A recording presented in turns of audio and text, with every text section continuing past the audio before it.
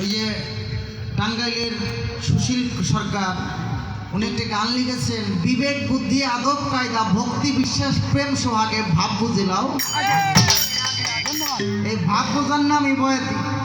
অনেকে আছে মনে করেন 40 বছর গান গায়, কিন্তু স্টেজে দাঁড়াই দুটো হাসি দিয়ে কথা কইব, মানুষ একটু হাসাইব, মানুষ একটু কান্দাইব, এই ভাবটা জীবনেও তার ভিতরে উদয় হয় না। কেন হয় নাই? ওর ভিতরে আসলে নিজেই ভাব জগতে যাইতে পারে নাই, এই জন্য পরের ভিতরে ভাবটা আনতে পারে না। পাগল বিজয় সরকার বলেছেন, আরে বেটা তোর নিজের চোখে যদি টলমল না করে দর্শকের চোখে টলমল করবে না। স্টেজে দাঁড়ানোর আগে বুঝতে হবে যে আমি কি গাবো, কি করব, কি বলবো, দর্শকরে কি শোনাবো, কি শুনে আমি আনন্দ দেবো। এটার নাম হলো বয়াতি। বয়াতি হইতে হইলে স্থান কাল পাত্র এই তিনটা জিনিস ঠিক রাখতে হবে। হ্যাঁ, এই তিনটা কাল লয় যার ঠিক আছে সে একদিন বয়াতি হবে। ধন্যবাদ। তার গানের আমার বাসায় বয়ে যেরকম গায়, কিন্তু স্টেজে দেখলাম তো আর ভালো, মানে ভাবভঙ্গি অনেক সুন্দর। পারবো, দোয়া করেন সবাই। আমার মনের আশা যে উনি একটু বয়াতি হইব, বিচার গান গাইবো। না একটা নাতি আছে, এই নাতিটার এটা বিচার গানের বয়াতি বানাইবো। এখন উনি যদি বয়াতি না হইতে পারে, নাতিরও হওয়া যাবে না। এই জন্য সবাই দোয়া করবেন ওনার জন্য বয়াতি সেই আগলায় পারে। আমার একটা কথা মনে পড়ছে, কথাটা হলো গ্রামের এক লোক, এই মায়েরা কথা বলবেন না, মায়েরা কানের মধ্যে আসে কথা। গ্রামের এক লোক গরিব মানুষ, ওনার একে 7জন ছেলে, কিন্তু উনি লেখাপড়া করে ছেলেদের মানুষ করছে। একজন ঢাকায়, 2জন বিদেশ, কেউ ব্যবসা করে, এরকম ভালো টাকা পয়সার মালিক হয়েছে। বাড়িতে 7 তলা একটা বিল্ডিং দিছে, 7 তলা একটা বিল্ডিং দিছে। কিন্তু ওই মুরব্বীর অভ্যাস ছিল হলো ওই 7 তলা বাথরুমের মধ্যে এক এক ফ্ল্যাটের মধ্যে 2টা-3টা করে বাথরুম, কত সুন্দর ফ্রেশ। আবার ওনার যে বাথরুমটা ওটার মধ্যে আবার ফ্যানও লাগাই দিচ্ছে, যে বাবা টাকা পয়সা হয়েছে, বাবার একটু শান্তি দিয়ে দিই। কিন্তু ওনার ছোটবেলা থেকে অভ্যাস, উনি পায়খানা, ওনার যখন পেটের মধ্যে মুসল মারছে তখন উনি ওই যে খালে বিলে নদী নালা, ওই যে বাঁশবাগানে ওই খোলা জায়গার মধ্যে উনি ওই পায়খানা আইলে ওই জায়গায় পায়খানায় বসে। এখন যার যেটা অভ্যাস, এখন ওনার একদিন দাওয়াত করছে ঢাকায় এক কোলা আরামবাগ দোকান, যে বাবা তোমার আসতে টাকা, তোমার নাতির জন্মদিন। কয় বাবা আমি ঢাকা যাবো না। কয় কে রে? কয় বাবা সবই তো ভালো লাগে, কিন্তু বাথরুম তো আমি ফাঁকা জায়গা পাবো। কয় বাবা তুমি কি কও, তুমি আয় পড়ো। আর নাতি একটা মানিক যাতে পড়ছে, গেছে ঢাকায়, জন্মদিন পালন হয়েছে, কোরমা বিরিয়ানি পোলাও খাইছে। খাওয়ার পরে কিছুক্ষণ বইছে, বসার পর তো পেটের মধ্যে এখন মনে করেন পাডুর ফুটি শব্দ হয়েছে। এখন উনি আর দেখতেই পারতেছেন, ওনার বাথরুম করতেই হবে। উনি তো বাথরুমের ওই যে সুন্দর বাথরুম করানো যাইব না, উনি বাইরে হচ্ছে বাসা থেকে। বাইরে আরামবাগ যারা চিনেন ঢাকায়, অলিগুলি তো ফাঁক নাই মানুষ, আটটাছে কোথাও আর ফাঁকা জায়গা না পাইয়া উনি দেখে রাস্তার কান্দে বাসার পাশে একটা ড্রেন, এরকম সুন্দর পানি যাইতেছে। তা উনি এদিক ওদিক তাকে দেখে কেউ নাই, উনি ওখানে যায় লুঙ্গিটা কেবল ধরছে। এর মধ্যে পাশের জানলা খোলা এক মহিলা কয়, এই আপনার আকেল জ্ঞান নাই, আপনি তিনি ধরে এনে ফাঁকা জায়গায় লুঙ্গি দেখাইতেছেন কি লেগা? লজ্জা খেয়েছে না, উনি ওই লজ্জা খেয়ে আইসে, ঢাকা শহরে এটা সম্ভব না, তাহলে উনি ওই পথের থেকে একটা পলিথিন ঢুকাই আনছে। ওই পলিথিন লইয়া ঘরের মধ্যে যে রুমে থাকতে দিছে, ওই রুমে যাই ওই ঘরের তালা দিয়া ভিতরে সিটকে নিয়ে আটকাইয়া ওই পলিথিনের মধ্যেই বাথরুমটা করছে। এখন চিন্তা করছে, এই পলিথিন সহ বাথরুম, এইটা যদি আমি সামনে নিয়ে যাই তাহলে পুতের বউ আছে, নাতিরা আছে, আমার সেটাই দেখাবো। তাহলে কি করা যায়? ওইটা সুন্দর করে বাঁধছে, বাইন্দা ওই জানলা দিয়ে এরকম ভিক্ষা মারছে। যে ভিক্ষা মারছে পাশের ঘরের জানলা খোলা, ওই না আবার ওই যে পাকিস্তানি যে বড় ফ্যান আছে, ওই ফ্যানের খেঁচা খোলা, ওই ফ্যানের চাক্কার মধ্যে পাংখার মধ্যে যে পলিথিন লাগিয়ে বসছে। এখন যে ঘরে পাংখা লাগছে, ওই যে পলিথিন, ওই ঘরের লোক চাকরি করে, সারাদিন চাকরি করে, সন্ধ্যার সময় আইসা সাতটারে তাড়াতাড়ি খুইলে মুইলা গরম ওই ফ্যানের সুইচটা দিয়া খাটের মধ্যে মনে করেন ঘুমাই পড়ছে। কেন ফ্যান যত ঘোরে আর ওই পলিথিন ফ্যান যত ঘোরে একটু পরে দেখে ঘর ভরা ফ্যানার পিছনে গরম গরম লাগে করে দিয়ে দেখতেছে নাকের তাকাই দেখে যে হালাই পায়খানা তো করে মানছি, কিন্তু এরকম পায়খানা এমন কোনো জায়গা নাই পুলিশ যারা মেরা করে ফেলেছে। একটা মানুষ যদি এটা জানে তাইলে তো আমার মানিজ্য যাইব গা। উনি এটা মেথর দেখতে গেছে, মেথর আনছে, মেথর ওই দেখা ওটা শিখে গেছে যে বাথরুম তো পরিষ্কার করছি জীবনে কম না, কিন্তু এরকম সারা ঘরে ঘরে বাথরুম তো আমি কোথাও দেখিনি। কয় দরদি ডাকছেন পরিষ্কার করবো, কয় টাকা দিবেন? কয় 1000 টাকা দেবো। কয় আগে দেন। দিছে 1000 নিয়ে পকেট থেকে আরো 500 বাই করছে। বাই করে কয় আপনি দিচ্ছেন 1000, আমি দিলাম 500, এই 1500 এই আপনারা দিলাম। আপনি তো দয়া করে কোন যে পায়খানা আপনি কেমনি করছেন? এই বয়দি সাহেব, আপনি যে বয়দিটা কেমন হইবেন এইটা তো মানুষ আজকে দেখাই দেন। আপনারা উল্টা আজকে দাদা আমরা দেবো, কোনো সমস্যা নাই, কিন্তু বয়দিটা কেমন হইবেন এটা তো মানুষকে দেখা যাচ্ছে। আজকে যাই আমাকে বলে উস্তাদ কোনার গুরু কোন যাই কোন, আমার সামনে গান গাবেন বাগেল হান, এই বাঘটা যেন আপনার ভিতরে আজকে জায়গা ওঠে। আমি শুনবো সবাই দোয়া করবো নদী তারা যাইও বাঘের মতো গায়ে যাবে। যাক, পালা গাওয়ার ইচ্ছা ছিল না, তবু যখন একটা প্রশ্ন করছে, অনেক কঠিন প্রশ্ন, ওই যে কয় না পারে না, কিন্তু যাহা পারে এটা অনেক কঠিন ব্যাপার। কঠিন একটা প্রশ্ন করছে, চেষ্টা করবো জবাব দেওয়ার জন্য। একটি গান আমি গাই।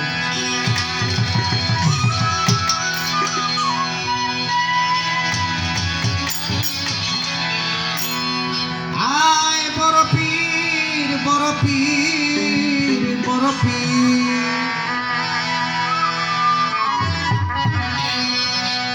তোমার নামে পাথর গলে, তোমার নামে পাথর গলে আগুন হয় পানি। বড় পীর জেলানি, তুমি জেলানির জেলানি, বড় পীর জেলানি, তুমি জেলানির জেলানি, বড় পীর জেলানি।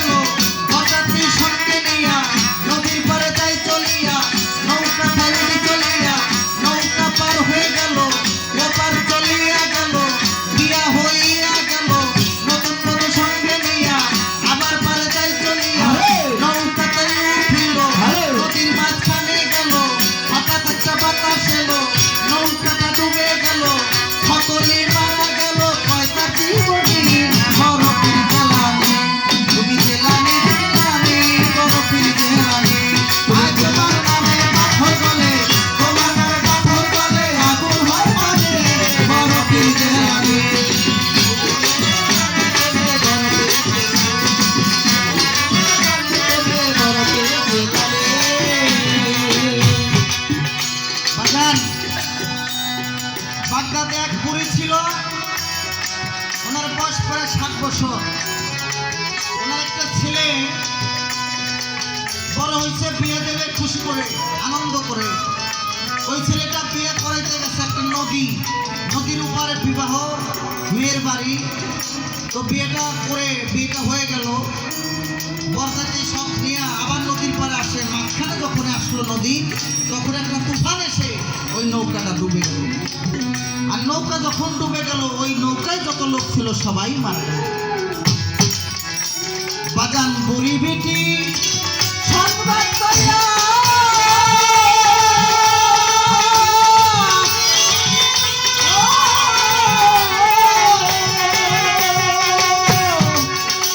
বাজান নদীর পাড়ে যায় চলিয়া, আর বুড়ি বেটি সংবাদ পাইয়া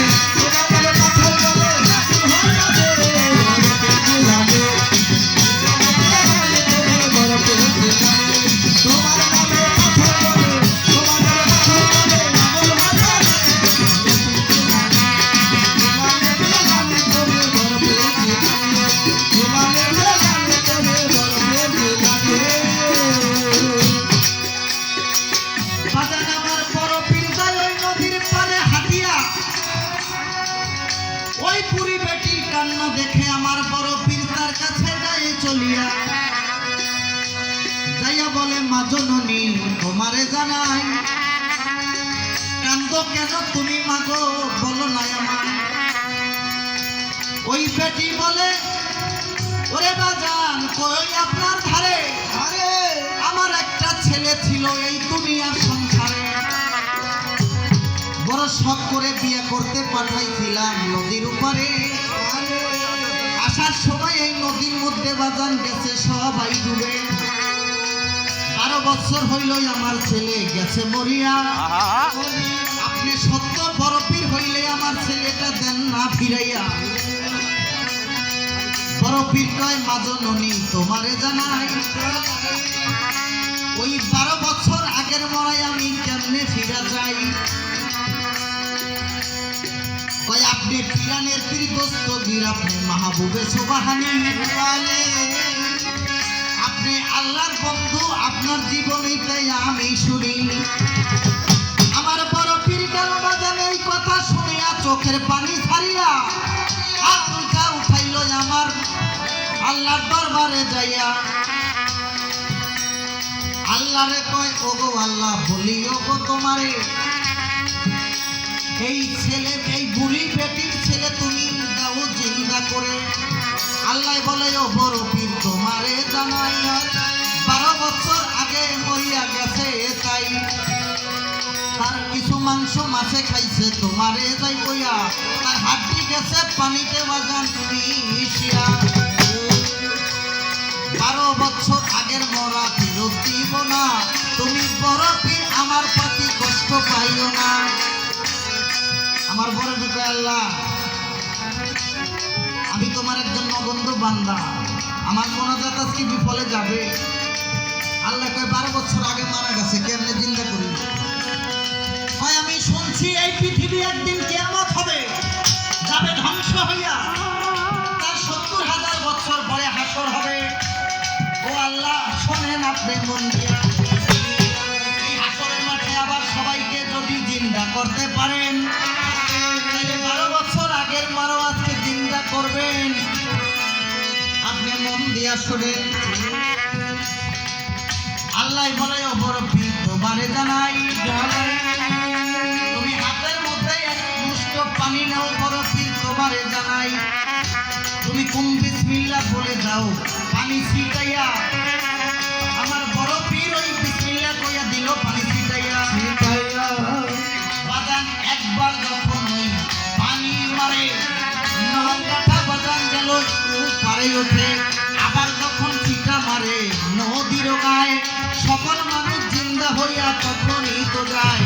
আবার যখন ছিটা মারে নদীর ওই জায়গায় সবাই বাজান বাজান পারে এসে যায়। বড় পীরে আইসা মায়ের বুকে ছেলে বাজান বলে তুইলা নয়, বড়